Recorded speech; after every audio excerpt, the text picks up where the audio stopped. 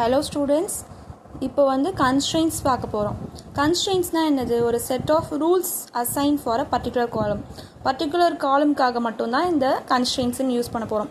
Constraints எல்லாமே வந்து என்ன சொன்னால் ஆப்ஷனல் தான், அது வந்து நம்ம கொடுக்கணும்னு அவசியம் இல்லை. பட் டேட்டா டைப்ஸ் வந்து ரொம்ப mandatory.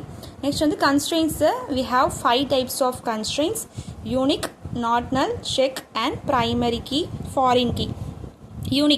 Unique is a constraint which is used to avoid repeated or duplicate values from a particular column. If we assign unique for a particular column, it contains only a unique data, that is different data. If we give unique அப்படின்னா அது வந்து ஒரு different datas தான் கொடுக்குமே தவிர அது வந்து ரிப்பீட்டடாக இருக்க duplicate values எல்லாமே கொடுக்காது. ஓகேவா? நெக்ஸ்ட் ஒன் வந்து என்னென்னா நெக்ஸ்ட் ஒன் இஸ் நாட் நல்னா என்ன? எம்டியாக இருக்கக்கூடாது.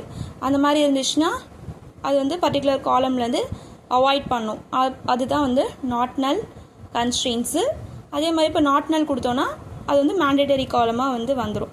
நெக்ஸ்ட் வந்து நல்லுன்னு ஒன்று இருக்குது. நல்லுன்றது என்னது? அது ஒரு கன்ஸ்ட்ரெயின்ஸாக இல்லை, அது வந்து ஒரு கீவேர்ட் தான். ஸோ நல்னா என்ன? நத்திங், எம்டி செல் அப்படின்னு சொல்கிறது தான் நல். நமக்கு வந்து நல் வந்து ஜீரோ இல்லைனா ஸ்பேஸ் அப்படின்றத ரெப்ரசன்ட் பண்ணாது. இப்போ எதனா ஒரு ஆப்ரேஷன் நல்லுன்னு பண்ணோன்னா அது வந்து நல்லே தான் இருக்கும். நல் வந்து எதையும் ஆக்குப்பை பண்ணாது, ஸ்பேஸ் மெமரிஸ்லாம் ஆக்குப்பை பண்ணாது.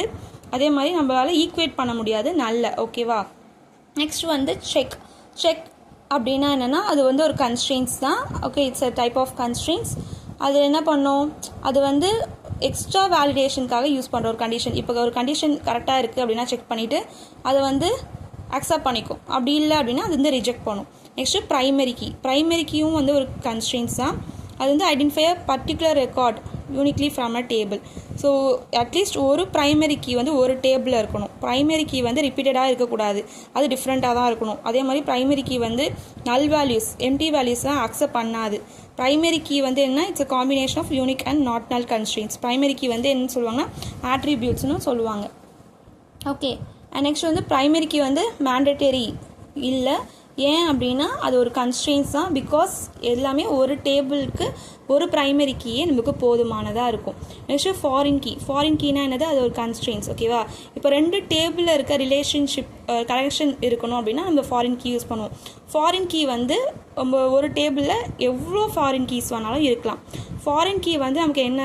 ரிப்பீட்டடாக இல்லைனா டூப்ளிகேட் டேட்டாஸ் தான் அக்செப்ட் பண்ணிக்கும். ஃபாரின் கீ வந்து will accept the null values தான் அக்செப்ட் பண்ணும். பட் ப்ரைமரி கீயில் null values அக்செப்ட் பண்ணாது, repeated value duplicate value accept பண்ணாது. அது வந்து யூனிக்காக தான் இருக்கும்.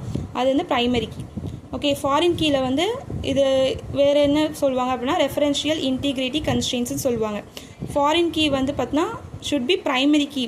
எங்கன்னா ஒரு பேரண்ட் டேபிளில் இருக்கணும். ஃபாரின் கீ வந்து present in child table, but ஆனால் அது என்ன பிலாங் ஆகிருக்குன்னா பேரண்ட் டேபிளில் தான் பிலாங் ஆகிருக்கு. ஓகே.